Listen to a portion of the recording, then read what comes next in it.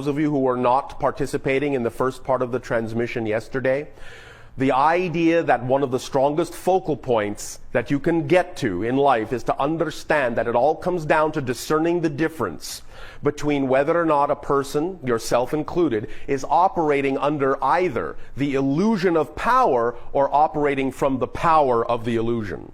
Go ahead. Okay. I was thinking about this a lot yesterday and how it applies in the struggles that I'm facing. Oh, all right, the struggles you are facing. I was trying to... So in other words, you're already into the idea of the illusion of power. Right.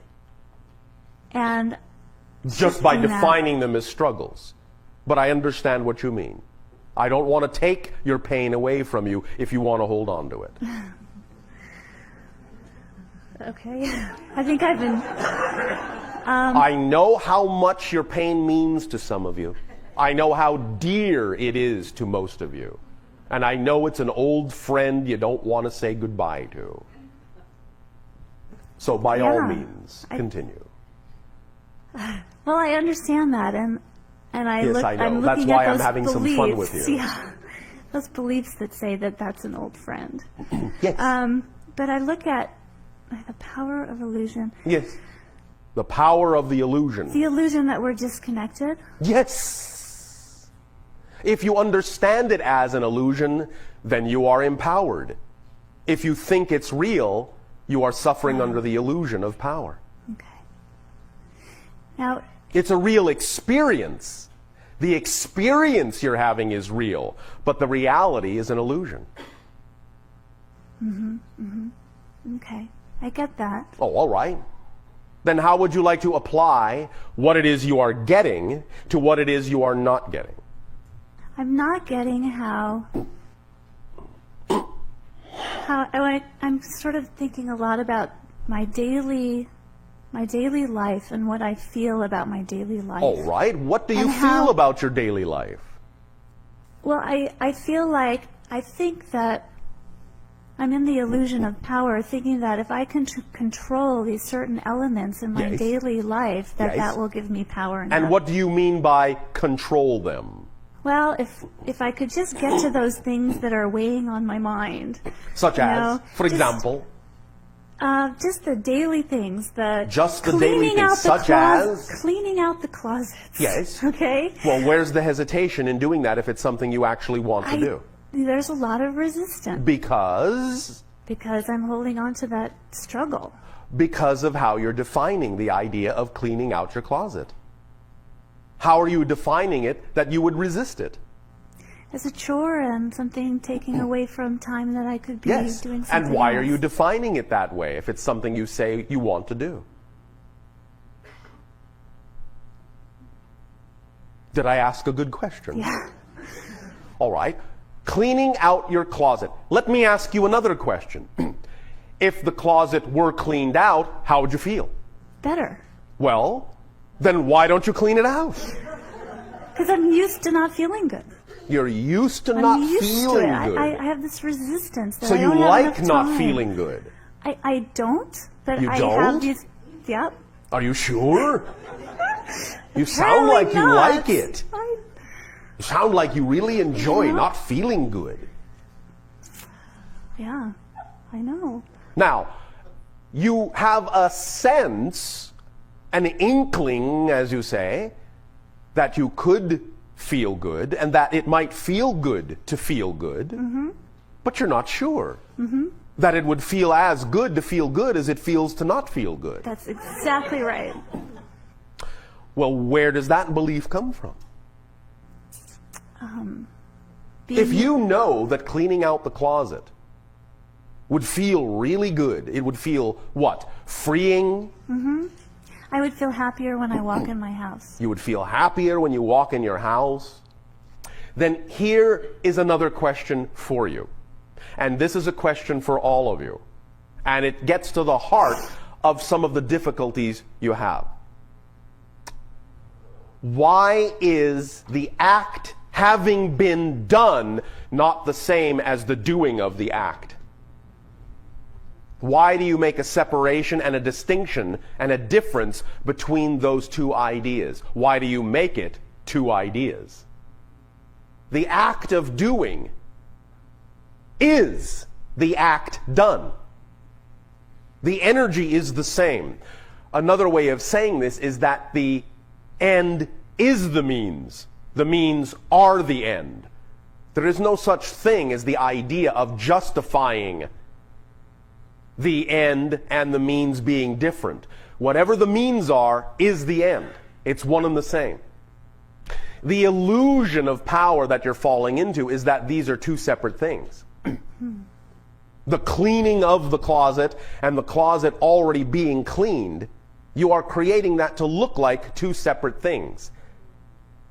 It's the same thing. The act is the act done. The joy of having it be cleaned can be the joy of cleaning it if you see no separation. We have done a little bit of an analogy with people from time to time to illustrate this point a little bit more strongly and help anchor it into your body consciousness a little bit more fully. Do you have a coin? I think I can get one. Will someone provide a coin? Here, I've got one. Okay. All right.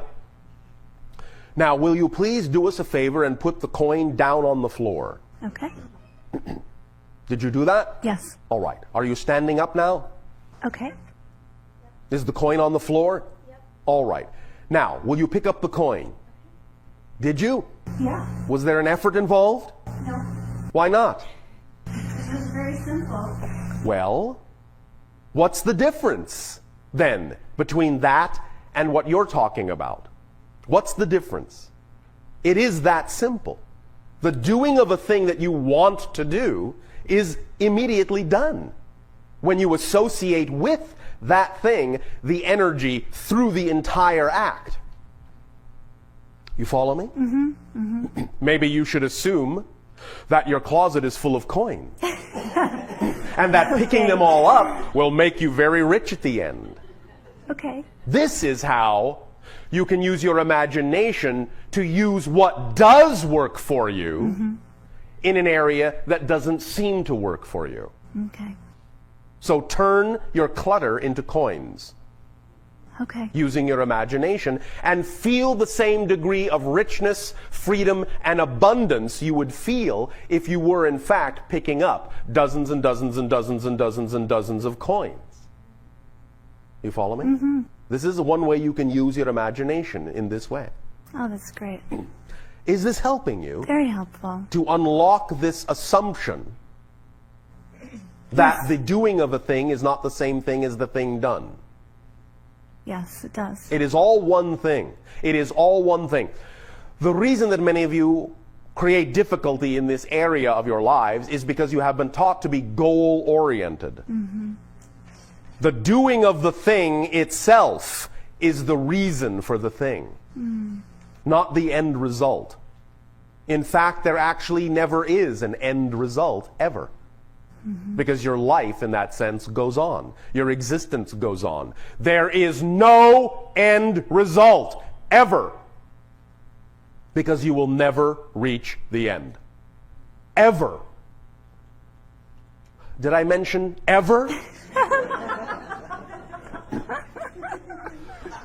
So while you can certainly envision an idea, and while you can certainly manifest it in a process that seems to have steps that might ultimately result in a certain kind of a manifestation, stop looking at that as an end result or a goal. The only goal you have is to be yourself as fully as you can. It is the only goal all of you have. It's the same goal. You all have the same purpose, the same mission in life, to live your life as fully as you can. So define it in the way you prefer to, and live that way in the moment, every moment, because this moment is the only moment there is. Always. It's always now, isn't it? No matter when you look, it's always now, isn't it? It may be a different perspective of now, but it's always the same now, because there is only one now. Only one.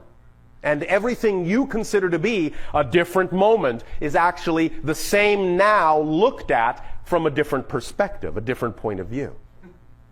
That's all it is. So that's why they say, be here now. It's actually because that's the only place you can be. But when you pretend, by falling under the illusion of power, that you can actually be somewhere else, you focus on the idea of the future, the goal out there, someday to achieve, then you are not focused where you actually exist. And thus then you find that in paradoxically falling under the illusion of power, thinking you're controlling your reality by reaching out toward a goal in that way and detaching yourself from the present, you actually paradoxically give up all the power in the present you actually have. Because you're not in it anymore. Because the present is the only point of power there is. Because it's the only place you exist. So when you try to control by achieving a goal out there someday in the future, you leave all your power behind in the present, where it waits patiently for you to come back, so that you actually can be in control. This is the paradox of surrender.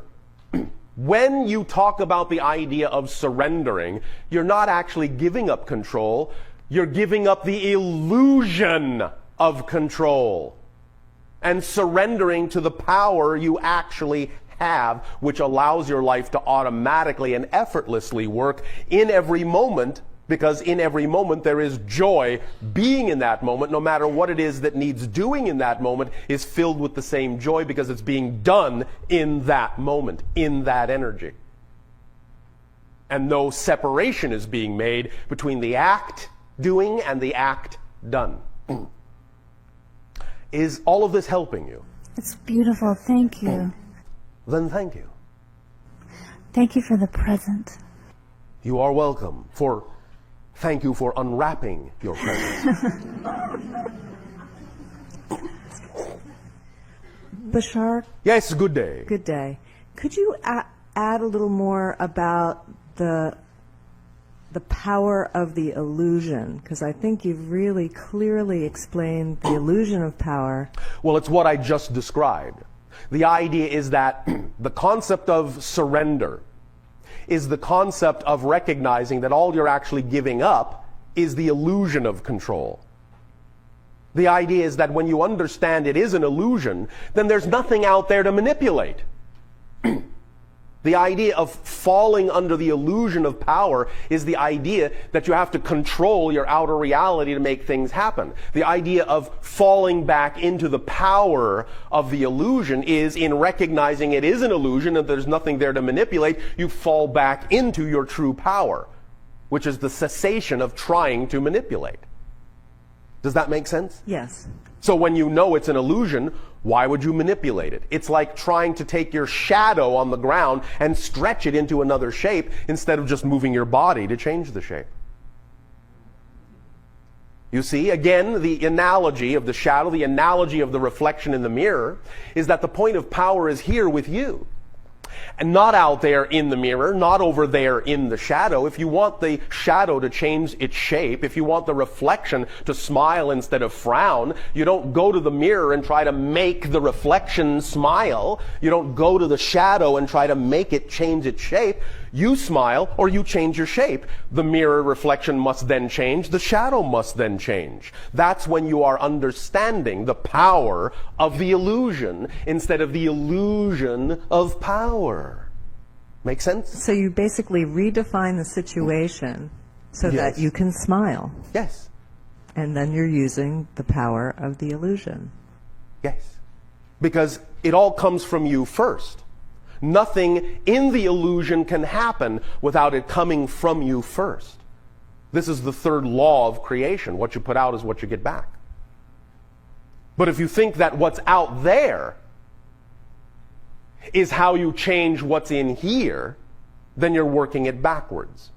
I'm not saying you cannot use the outer reality as an incentive to allow yourself to feel capable of making the change. But then you're using the reality as a proper tool But if you assume that somehow the outer reality has control over whether or not you change, then you are falling into the illusion of power instead of using the power of the illusion.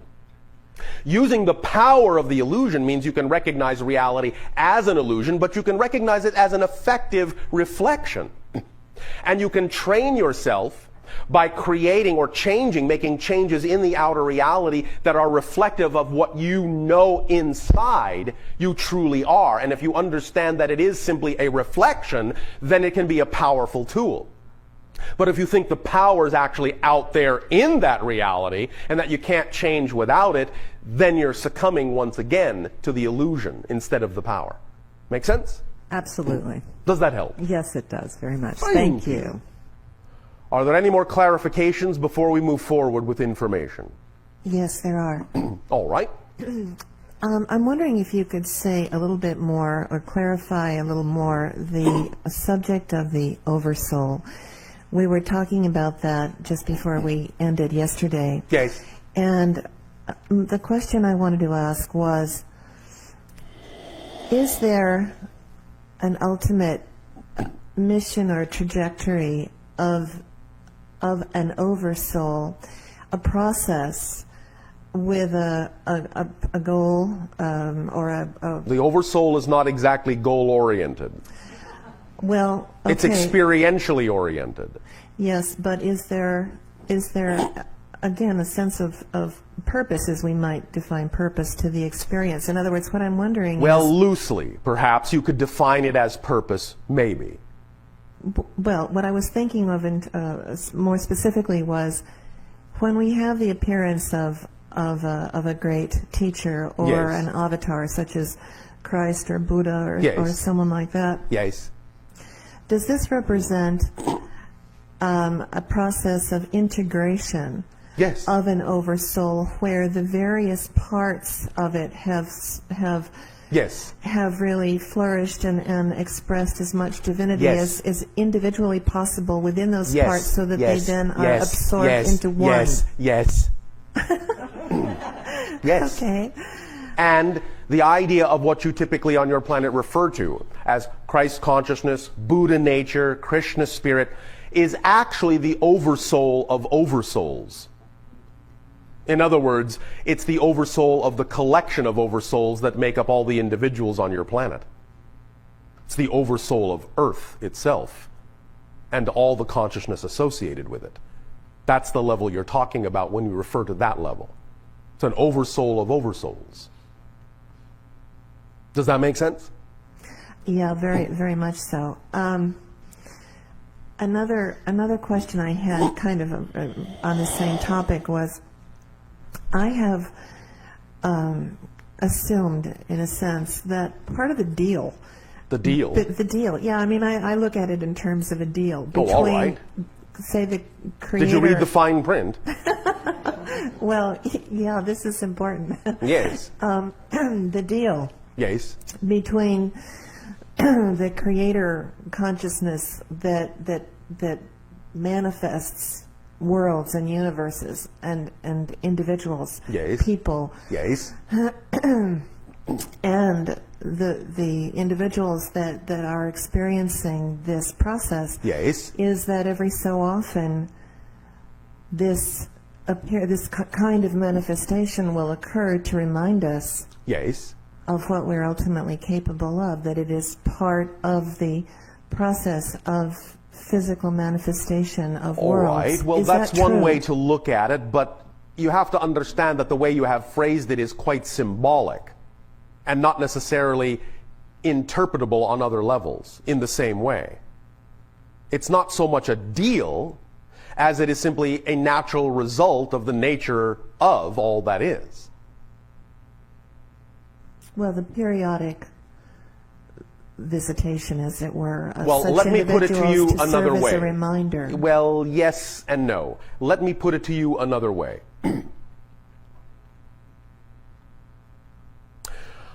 All that is aware of the fact that such manifestations can serve as a reminder, is completely aware of the ability of that manifestation to function that way, and obviously then there is reason for such a manifestation to exist within all that is that serves that purpose.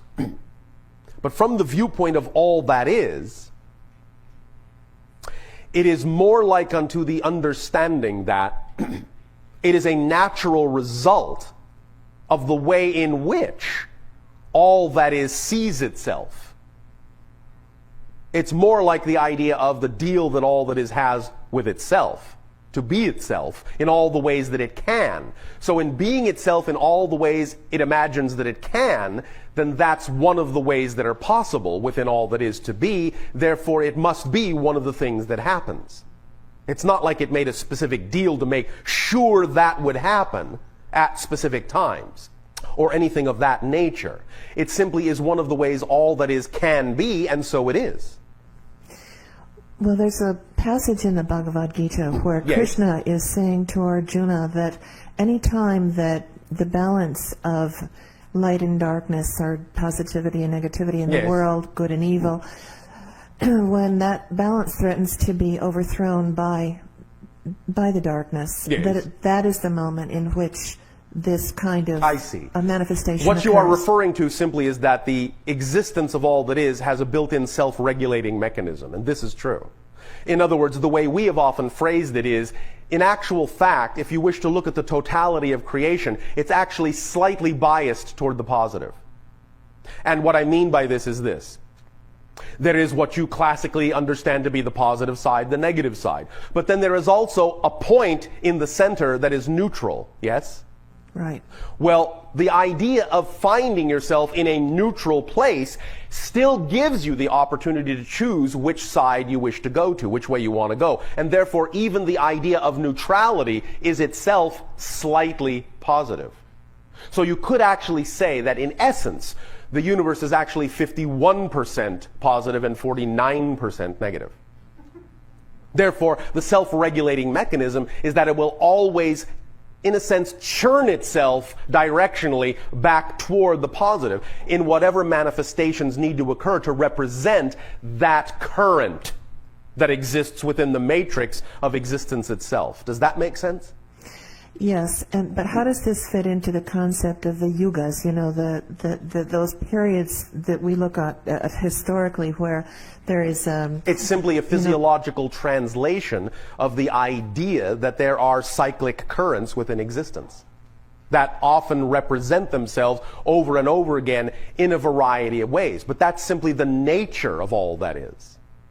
That is the nature of all that is expressing itself in whatever dimensional domain it can express itself in whatever way is relevant to that dimensional domain. In other domains, it expresses itself quite differently other than in what you recognize as periodicity. Periodicity is simply the way that is translating that particular essence or nature of all that is into a space-time framework. Does that make sense? Yes. Does that help? Thank you very much. Thank you. Thank you. Any other clarifications required?